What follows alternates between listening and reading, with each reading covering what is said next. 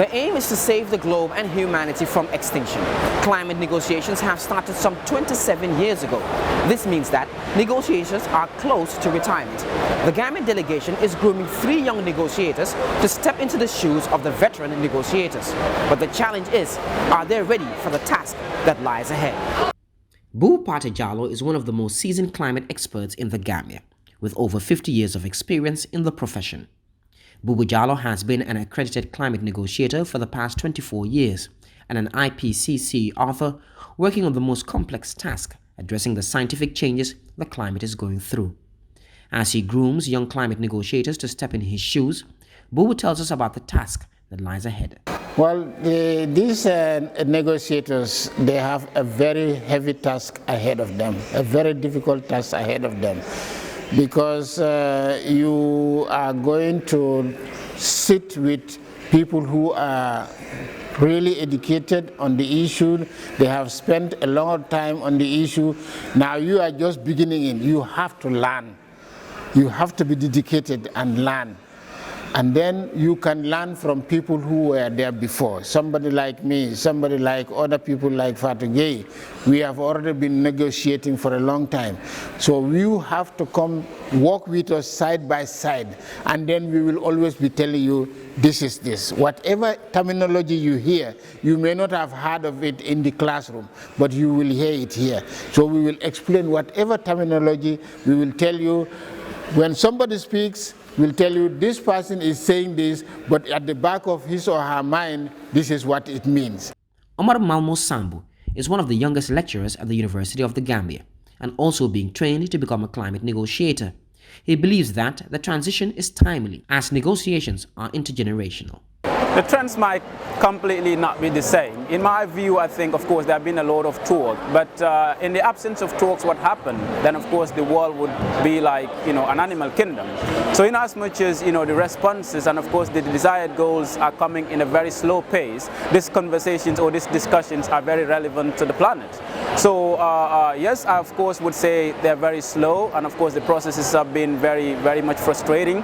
But what is essential is that the conversations are ongoing and actions at one level or another are being taken. So for me, it's about, in as much as the pace is slow, but there is that will and desire to bring about the meaningful change when it comes to climate change. Marie Claire is the co-founder of the Youth Negotiators Academy. They train young people for the multilateral negotiations in order to bridge the generational gap and give young people a voice. All the young negotiators we have been training over the last 6 months are getting trained in different areas. So one is really understanding the UNFCCC, the committees, the kind of the groups, because the structure itself is already pretty confusing. So when they're coming here, they at least have an understanding how the structure works in theory. We also give them a lot of training and insight into the negotiation items. So where are we standing with adaptation? Why is technology important? What is it about ACE or finance? So they have an understanding of the negotiation items as well. But then also really important kind of building the soft skills and the leadership skills. How do you make an intervention? How do you gain confidence? Well, how do you deal with rejection? How do you deal with imposter syndrome? So for us it was very important that we are training the young people holistically, meaning that when they're coming here, they're not only negotiators, but they're also like leaders, but they're also good listeners. They're really authentic in their own self, and they feel confident to be in this space.